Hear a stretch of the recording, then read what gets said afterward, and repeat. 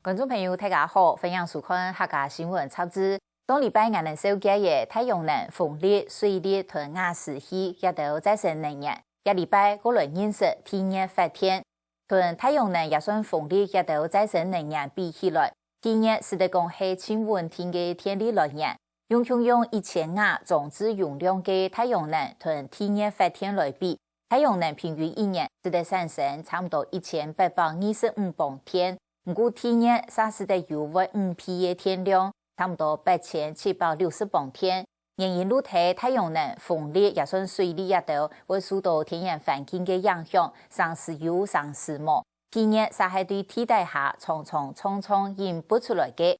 台湾也是系第14个有天然发电设施的国家，不过同其他的再生能源比起来，台湾并不重视天然发电。因为佢当时先唔错发电基础，冇做好米水回管，还个注意管线会结沙火也等问题。台电今年表示天然发电唔系继续研究按用嚟克服问题。而家台湾要重新发展天然发电相关探勘技术落後別的國家停業路唔多，成本呢韓國會比其他國家像菲律賓也都2倍以上。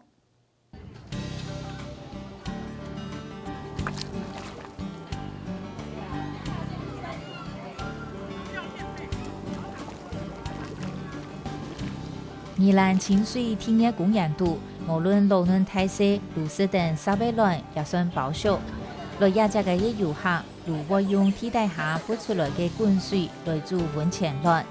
不過少年底嘅係也出現嘅燒氣還是得發電。公園一隻高頭用鐵欄嘅微電嘅機器隆滾。路體去年代，公園因發表為完全係我哋台灣自家做嘅總循環天然發電系統。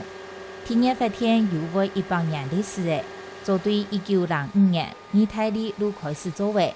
本人自家做嘅一台天然發電機，都係利用體溫偵察以上嘅素材，替代下3000米以內淺層高溫同天然環境下嘅溫度所長。產生無同樣的壓力來發電。其實我們都知道，其實地球是會呼吸的，給上來的溫度有上些會到160度，那有時候它可能會比較低，可能到140度。溫度差越高，它的發電的效率跟發電的量就是越大。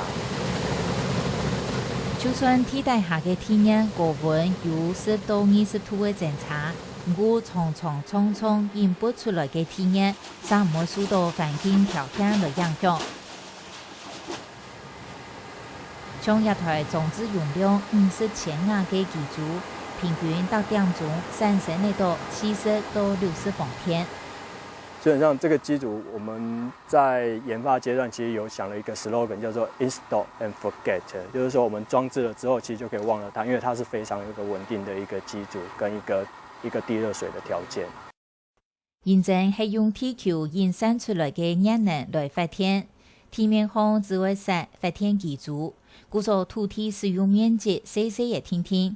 唔單止個唔會破壞到大自然環境生態，也個唔會受到災害嘅影響。從日本311鐵通計下，東北9座天然發電廠都全冇受到損害。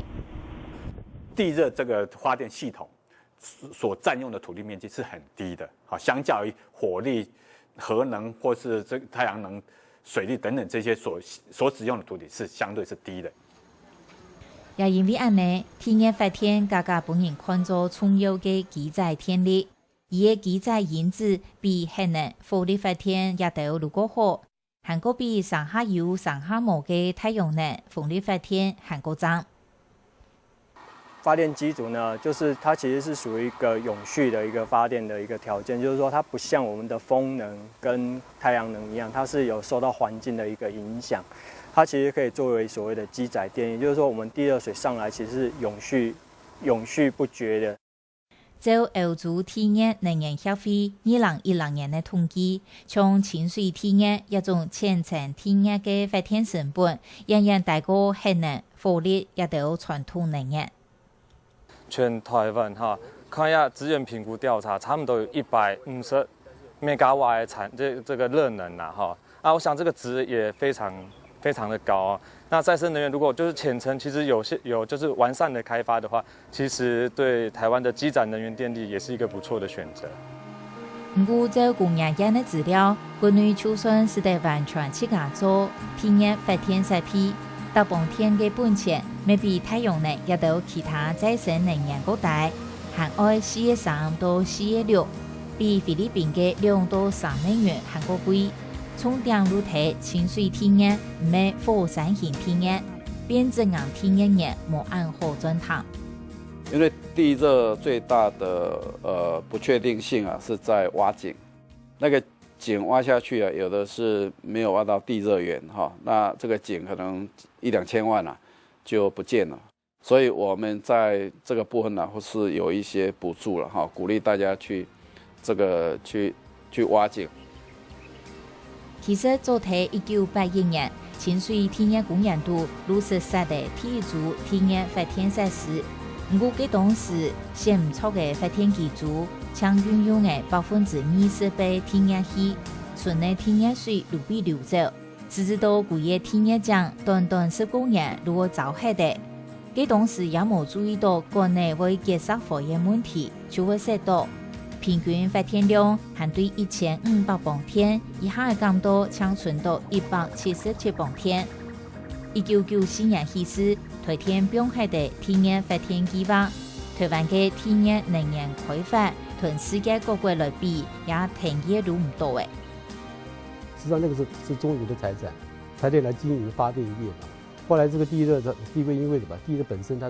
不够深，干枯掉了哈，热不够了嘛哈，所以干枯掉。啊，另外就是说，它的地热上来以后，它那个地热也会腐